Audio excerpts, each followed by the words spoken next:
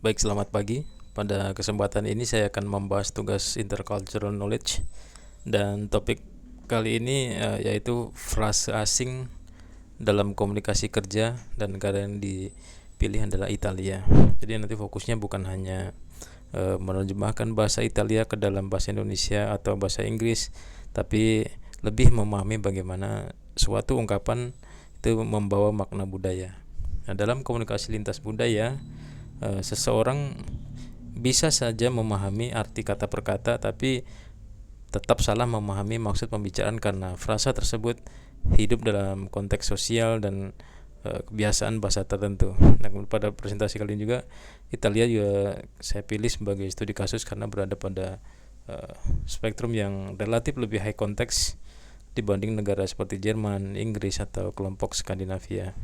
Artinya konteks relasi, situasi, dan kebiasaan komunikasi cukup berperan dalam memahami maksud suatu pesan. Nah, di slide ini bagian pendahuluan saya mulai dengan menegaskan dulu apa yang dimaksud dengan frase asing supaya seluruh pembahasan berikutnya berdiri atas pengertian yang sama. Frase asing adalah ungkapan khas dari budaya atau bahasa lain yang maknanya itu tidak bisa dipahami hanya dari arti kata per kata. Artinya apa? Penerjemahan literal justru sering menyesatkan. Di modul materi 11-12 menjelaskan bahwa frasa spesifik budaya di tempat kerja mudah disalahpahami itu ketika digunakan kepada rekan dari budaya lain. Contohnya frasa bisnis di Amerika Utara yang berasal dari baseball seperti ballpark estimate, touch base, dan out in left field. Orang yang tidak mengenal baseball tahu arti setiap katanya tapi belum tentu paham maksudnya dalam rapat atau yang misalnya ditulis dalam email kerja.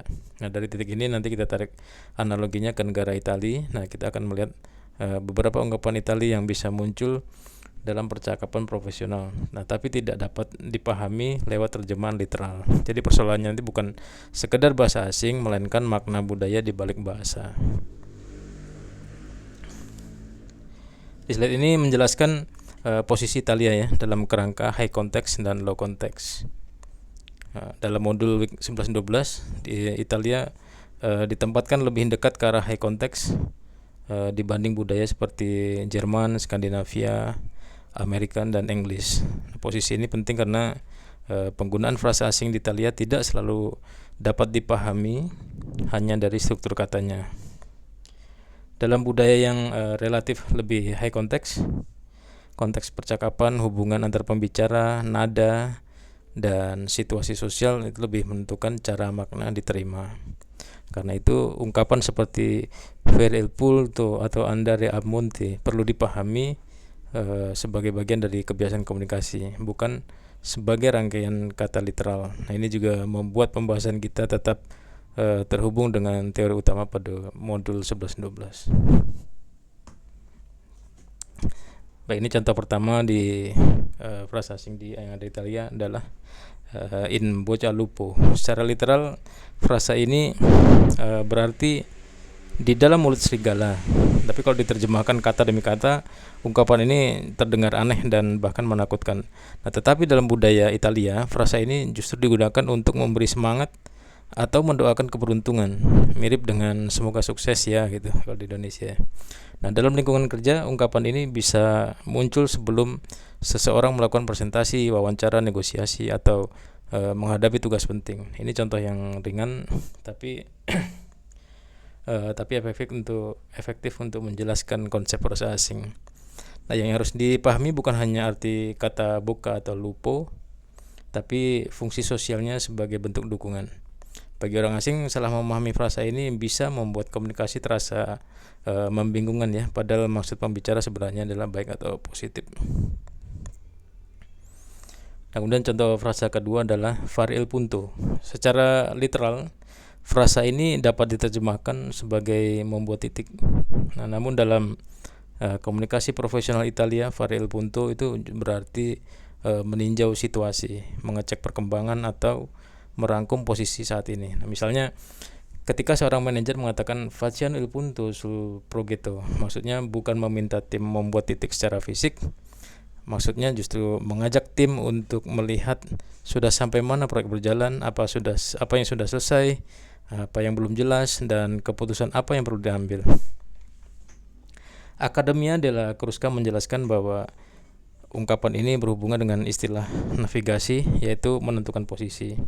Nah, makna itu kemudian berkembang secara metaforis menjadi menentukan posisi suatu keadaan. Di sini terlihat jelasnya bagaimana sebuah frasa membutuhkan konteks budaya dan konteks penggunaannya. Kemudian frasa berikutnya adalah mettere nero su bianco. Secara literal artinya meletakkan hitam di atas putih. Tapi dalam konteks kerja maksudnya justru berbeda ya. Maksudnya di sini adalah menuliskan sesuatu secara jelas atau formal. Nah, ungkapan ini sangat relevan untuk komunikasi bisnis karena banyak pembicaraan kerja perlu dipindahkan dari obrolan lisan ke bentuk tertulis. Misalnya setelah rapat atau negosiasi, seseorang bisa mengatakan mettiamo tutto nero su bianco. Artinya mari kita tuangkan semua kesepakatan, keputusan atau poin penting ke dalam dokumen, email, notulen atau kontrak. Bagi orang asing, frasa ini bisa membingungkan jika dibaca sebagai urusan warna. Padahal maksudnya sangat praktis, yaitu memastikan pembicaraan memiliki bukti tertulis dan tidak hanya bergantung pada ingatan atau interpretasi lisan. Sekarang lanjut. Tirare le somme secara literal dapat berarti menarik jumlah. Dalam penggunaan profesional, maknanya adalah mengevaluasi keadaan, melihat hasil, lalu mengambil kesimpulan. Frasa ini justru sing cocok digunakan setelah suatu proses berjalan. Misalnya setelah proyek selesai, setelah data dikumpulkan, atau setelah beberapa opsi dibahas. Kalimat il momento di tirare le somme berarti sudah waktunya mengevaluasi hasil dan menyimpulkan. Bagi orang asing, kata tirare dan somme mungkin membuat frasa ini terdengar seperti operasi matematika sederhana. Namun makna sebenarnya lebih luas, yaitu proses refleksi dan penilaian. Nah, dalam rapat, frasa ini menandai perpindahan dari tahap diskusi menuju tahap kesimpulan. Jadi pemahaman konteks menjadi penting agar seseorang tahu bahwa pembicara sedang mengajak tim merangkum hasil dan membuat arah keputusan. Kemudian andare a monte adalah contoh yang sangat kuat karena makna literalnya jauh dari makna profesionalnya. Secara kata demi kata, andare a monte bisa terdengar seperti pergi ke gunung. Tapi dalam konteks pekerjaan, frasa ini digunakan ketika sebuah rencana, proyek, kesepakatan atau negosiasi tidak jadi terlaksana. Misalnya l'accordo andamonte a monte, andato a monte berarti kesepakatannya batal atau tidak berhasil. Frasa seperti ini penting dalam intercultural communication karena kesalahan memahami satu ungkapan itu bisa membuat seseorang salah membaca situasi bisnis. Nah, kalau pekerja asing mengira frasa ini hanya menuju tempat atau arah, dia justru bisa kehilangan informasi penting bahwa suatu rencana sebenarnya sudah dibatalkan. Di sini terlihat bahwa frasa asing bukan hanya masalah bahasa, tapi juga menyangkut kejelasan koordinasi dalam pekerjaan. Kemudian ada contoh lagi, magari. Magari berbeda dari contoh sebelumnya karena bukan idiom tetap yang hanya memiliki satu padanan makna. Nah, justru disinilah menariknya.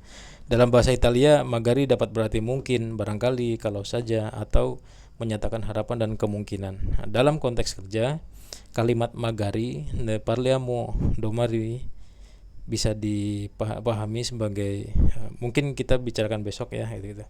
Tapi nada, situasi dan relasi pembicaraan dapat membuatnya terdengar sebagai usulan yang serius, kemungkinan yang belum pasti, atau cara halus menunda pembahasan. Karena itu di slide ini kita tidak menyederhanakan magari sebagai penolakan. Yang lebih tepat, magari menunjukkan bahwa satu kata dapat membawa makna pragmatik yang berubah sesuai konteks. Ini sangat sesuai dengan materi komunikasi lintas budaya karena salah makna sering muncul bukan dari kata yang sulit, tapi dari maksud yang tidak dinyatakan secara eksplisit.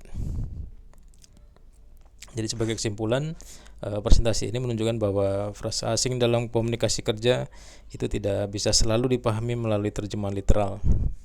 Nah, dalam konteks Italia, beberapa ungkapan seperti in bocca al lupo, fare il punto, mettere nero su bianco, kemudian terrare le somme, andare a monte, dan magari itu membawa makna yang hanya jelas jika dibaca bersama situasi percakapan.